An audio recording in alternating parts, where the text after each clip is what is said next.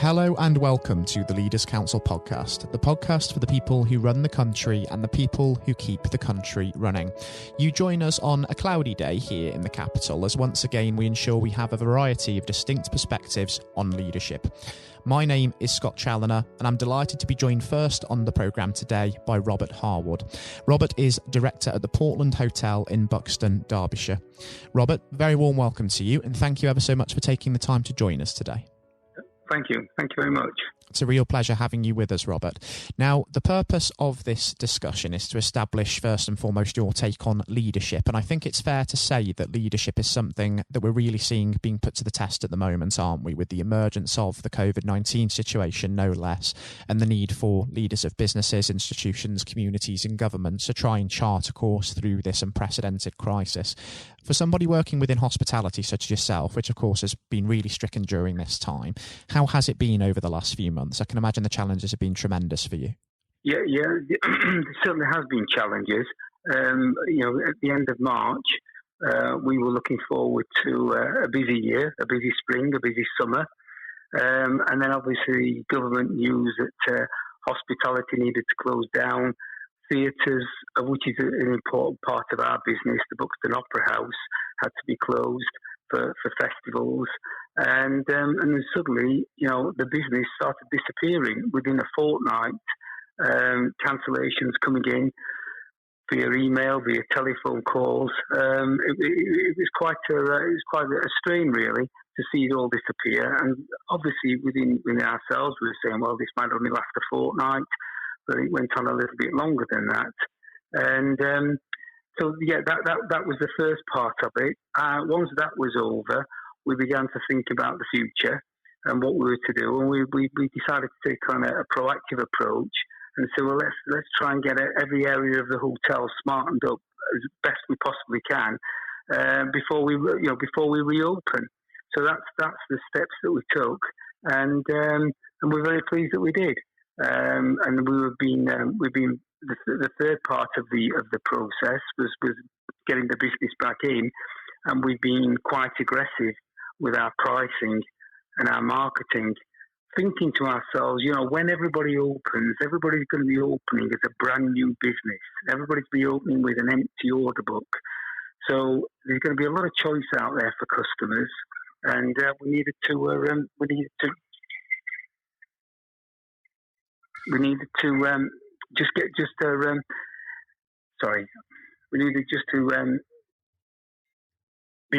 be very aggressive out there and get some business in. So that's where we were really, and it's paid off. We reopened on July the 4th, and we've done well. The first week it's gone well, so that's been very very very encouraging.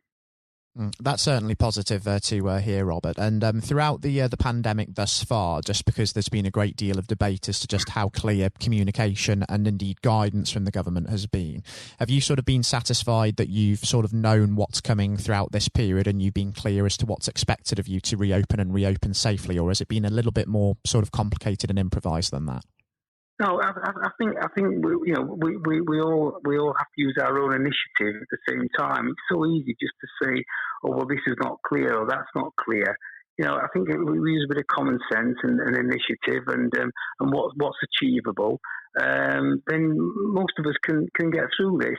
One of the things that I've noticed at schools, when the schools were looking at reopening, there was some marvellous and dynamic thoughts by teachers and head teachers and schools in general about how they were going to deal with it. Then there were others who were using words like "it's impossible," and really, that's not the type of words you want to be using in a school. It's impossible because it can become ingrained into young people's minds that things are impossible. Whereas that's when you don't want to be hearing those words. You want to be inspired to be able to do anything. And so I think that there's been a real eye-opener across the board, not just my industry, but many industries, of remarkable pieces of work and initiatives that people have undertaken. I think it's absolutely right what you say there, that people during this time, even in the wake of difficulty, have had to sort of use their initiative and try to inspire people to think, yes, this actually can be done and we can get through this. You know, when you're sort of at the top of the tree in a business and you're in a leadership position, of course, it's your role to inspire.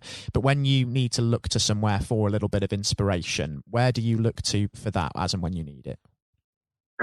That's a really good question, because we are a privately owned business.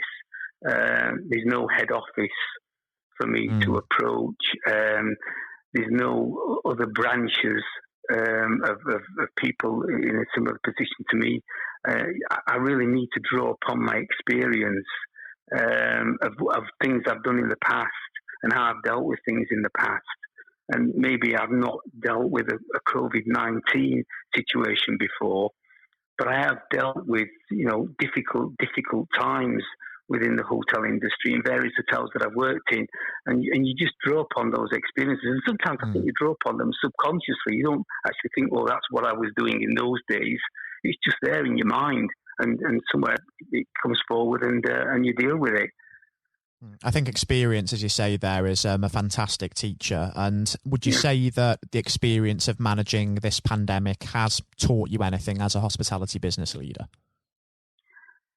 Yes, I think it has.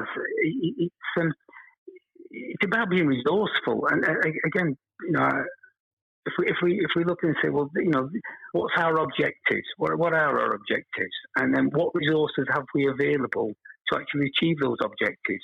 And you look around and you find those you find those resources, and that's what we all need to do. I think that's the best way of treating it, really.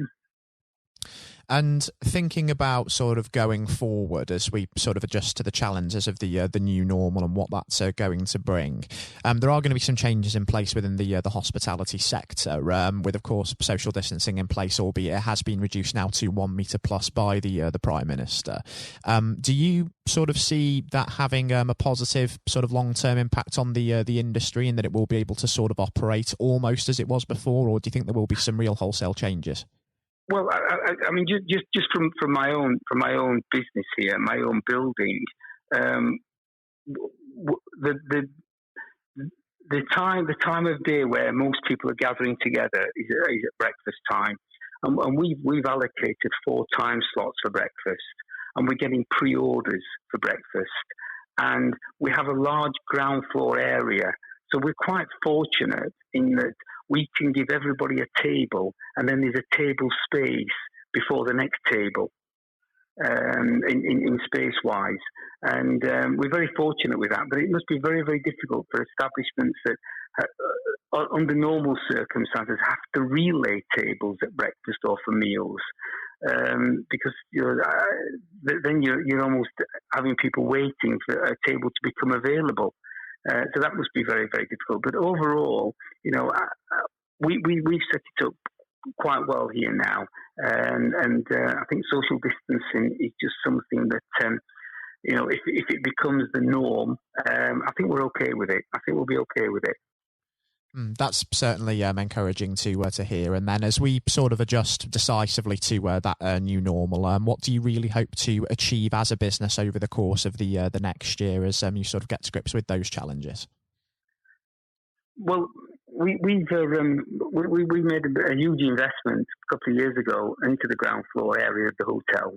And one of my aims has always been, and this is going back many, many years, is to try and rent or lease that area out to an independent restaurant operator rather than trying to run it ourselves. And we think, as we stand at the moment, we've been very successful in attracting a restaurant operator to take it on from the autumn onwards, and that should indeed bring us extra revenue into the business, which will immediately be spent on improving the bedroom accommodation of the hotel. So it's a real win-win for everybody, really. Let's certainly hope there'll be some positive news to share on that front in the coming months, Robert. And just before I let you go, as a final point, If you did have to give some advice to somebody who was maybe about to start their first day in a leadership role in any business, what sort of advice would you give them based on your own experience? Right, yeah, I think you need to have a passion for your subject, and that passion will drive you to be able to do the job well yourself and inspire others to follow you along the way. It all starts from that passion. If you haven't got the passion for a particular subject, then to be honest, it may be quite difficult to become a leader. And you need to be a good communicator, a strategic thinker. You need to have empathy and being a great listener. And I've seen some wonderful pieces, by young people. I noticed that applications for nursing qualifications has risen by 63%. And I think young people are being inspired by what they've seen from the NHS. The NHS haven't come out and spoken about asking people to become nurses, but it's what they've done. It's their action. Their action over the past 3 months has inspired young people to say, you know what, I want to be part of that. And that's what we need to be looking at. We need to be looking at how we can get young people inspired into doing something that they feel that they can make a difference and be passionate about. And there was a young lady out in Preston who was a carer, only a teenager, and she took it upon herself to do something for one of her residents by having a cushion made with a photograph of his wife who had sadly passed away, so he could cuddle it each evening. Now, that was a young lady there. She probably wouldn't know this, but that's a young lady there that is displaying great leadership skills, and she was just doing the right thing. And managers do things right, but leaders do the right thing. And I hope that young people will find inspiration from all of this and decide that's a particular route that they want to take in the rest of their lives. Let's certainly hope so. And Robert, I have to say it's been a real pleasure having you join us on the programme today. And I think it would be fantastic to catch up and have you back on the show at some point in a few months, just to see how things are getting on as we decisively move into the new normal and embrace those challenges. Right, it's been a pleasure. Thanks very much indeed. Thanks very much, Robert. I was speaking today to Robert Harwood, Director at the Portland Hotel in Buxton, Derbyshire. And coming up next on today's programme, I'll be handing over to Jonathan White for his exclusive interview with Liz Field, the Chief Executive of the Personal Investment Management and Financial Advice Association. That would be the trade body for firms that provide such services for both individuals and families. I hope that you enjoy listening just as much as Jonathan relished the opportunity to speak with Liz, and all of that is, of course, coming up next. I'm Jonathan White, and we're joined today by Liz Field, CEO of PIMFA, Personal Investment Management and Financial Advice Association. What a great mouthful. Liz, thank you very much for coming on today. No, thank you for inviting me. No, not a problem. A complete pleasure. And I think it would be a great place to start, if we may. There's maybe a little bit of background for the listeners. Obviously, PIMFA does work in across the board these days, but of course it was only founded 3 years ago, and of course AMAPFA and the WMA were merged. That's right, yes. I think it really was a reflection of where the industry was going in terms of the provision of financial advice and helping individuals with their personal financial futures, that we felt that it was necessary for the two bodies to merge together. But certainly the Wealth Management Association and its predecessors have been around for nearly 30 years now, actually. But you're quite right. As PIMFA, it's been nearly 3 years now. And the probably a very wise move, because the PIMFA's been going from strength to strength since. What would you say at the moment are the priorities for yourselves there? I think there are a number of priorities. I mean, we represent a diverse group of businesses which all have one thing in common, which is that they face the clients, they face the consumer.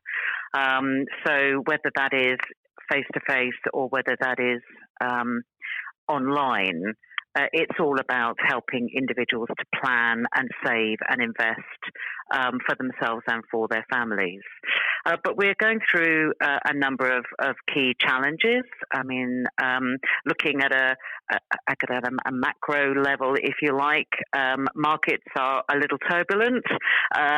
It's very challenging to kind of navigate the investment management world. So even more reason why you need a financial advisor and an investment management firm to help you, because it is quite a complex arena.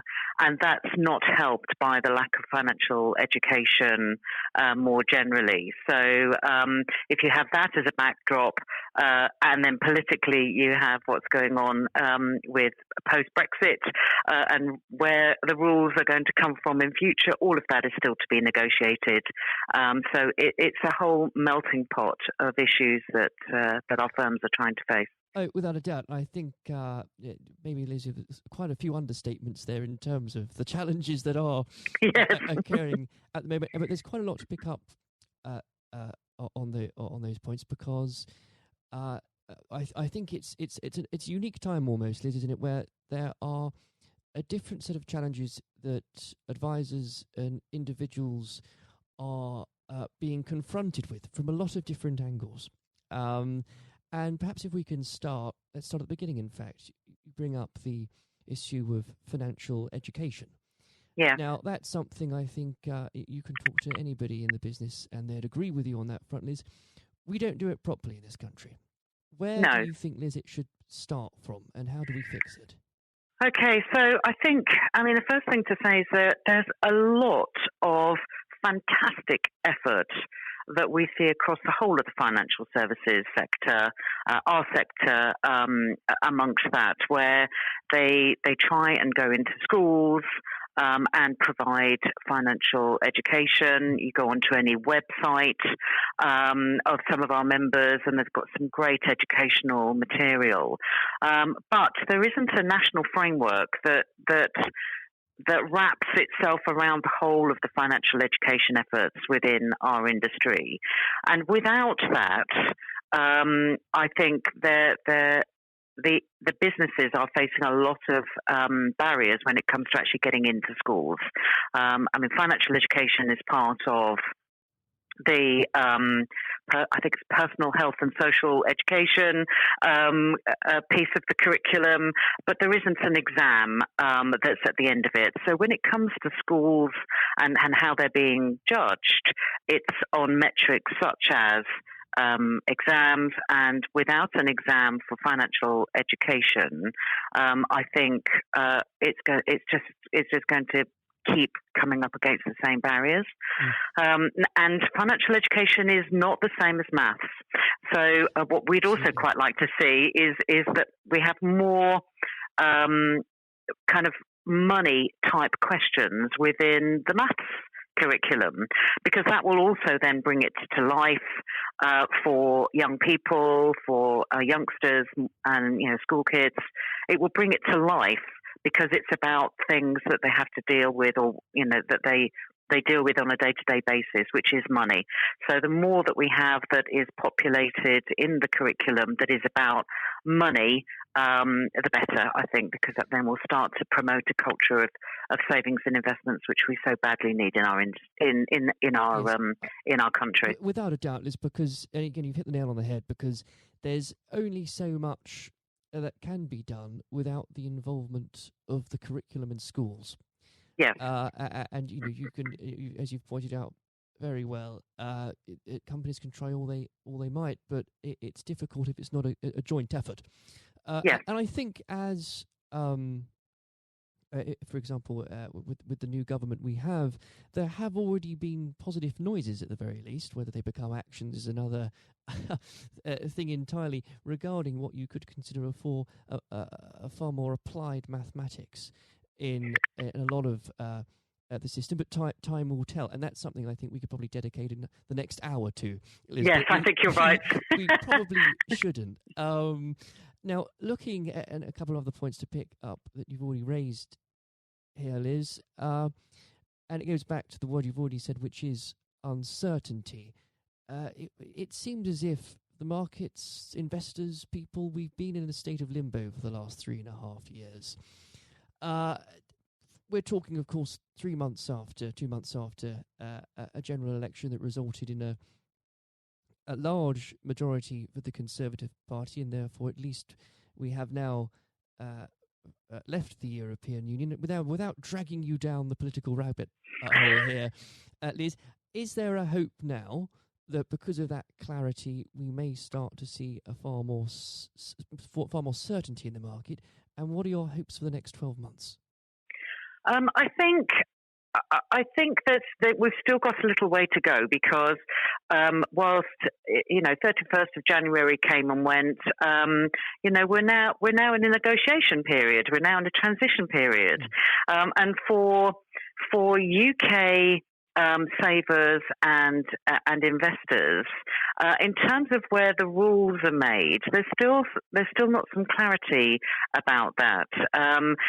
We're still we don't know yet whether we're still tied or will be tied to the European rulemaking down the line. That's still to be negotiated. I mean, we've always said that actually for savers and investors, we need stability in the markets and we need access to funds. However, the majority of our firms look after UK savers, and therefore one of the positives we see is the ability to have a rule book that makes sense for UK savers and investors and UK firms. So we think that there's an opportunity there, definitely without watering down regulation. So we're definitely not talking about less regulation. What we're talking about is smarter regulation, which makes sense for firms and makes sense for clients. And as we've got a very unique industry in terms of savings and investments in Europe, England, or the UK rather, and Ireland are unique amongst our European counterparties. So when you have a European rule book or a rule book that is set in Europe that doesn't bear any relation to the model of intermediation that we have here, that has caused us problems in the past, and we're hoping that we will be able to affect that in the future with a local regulator and a local rule maker. But we will see. That is still all part of the melting pot. So whilst I'd like to be positive and optimistic about the market, we've still got this period of negotiation, and until we see where we go to with that. And of course, you've got financial services and fisheries amongst the same piece, Famous bedfellows, aren't they? Indeed, absolutely. So we've still got to wait and see, I think. Absolutely. And it will be interesting, if nothing else. Now, you've mentioned there, Liz, the role of course, regulators. I know in the last month or so, obviously, PIMFA has given its fair amount of critique to the FCA. Are they, at the moment, doing their job correctly? I think I don't envy the regulator one iota. I think if you look at the number of people that they have in the supervisory team and the number of firms that they have to regulate, it is not an enviable job by any stretch of the imagination. Yes, we have been critical, not least of all because we're expecting better supervision to prevent firms from failing, and certainly to prevent firms from failing in the spectacular way that they have in the last few years, which has impacted on the size of the Financial Services Compensation Scheme levy. And this levy is paid for by by firms within the industry. And our firms are a majority of small to medium-sized firms, and their bills have gone up exponentially. Our criticism is that we don't object to having an FSCS levy or the lifeboat funds to pay recompense to consumers. And our view has always been that the polluter pays, but the polluters have long since folded by the time it comes to any payment, which means that good firms are paying for bad firms. So the system, we believe, is broken. And I think that is about the regulatory perimeter. What is it that the lifeboat fund should be protecting? The perimeter is too big. So that, what is the nature of risk? That all needs to be redefined, we believe, and recalibrated, which then enables you to determine, well, if that's what risk is, then how do we protect it and how do we levy for it? And that is all linked to better supervision. So that is something we have been critical about. We're in the process of finalising a paper which we have positioned in a constructive manner, which is these are some of the things that we believe, FCA, you should be looking at in your supervisory process. And we want to help you to do your job better. Now, I know there's no such thing as a magic wand, Liz, and perhaps it'll be putting you on the spot. But let's imagine you did have one just for this afternoon, perhaps, and you were able to change one thing about that system. And perhaps I shouldn't ask this because if your report isn't out yet, you might want to reveal something that's in it. But if you could, what would be your number one priority? My number one priority to solve the system in terms of reform. In terms of reform, what regulatory reform you mean? I think. Oh goodness me, the one thing. It is a bit of a mean question. It is. Gosh, yes. Wow. I think it's about the regulatory perimeter. Sure. I think let's have a look at the regulatory perimeter, which is, gives some certainty to clients about what is protected and what is not protected, which also then gives some assurity both to them and also to the advisors who have to advise those clients on what's the pathway to success for them, and I think if there's some clarity around all of that, then everybody will be better off. Great. Now, I'm conscious of the time here, Liz. It's already catching up with us. So perhaps if we can take a little step back and look at the operations of PIMFA again. It's what PIMFA does so well is its ability to build relationships with so many different organisations. Can that really, Liz, be underestimated, the importance of having those working relationships with the departments and the organisations that you do have?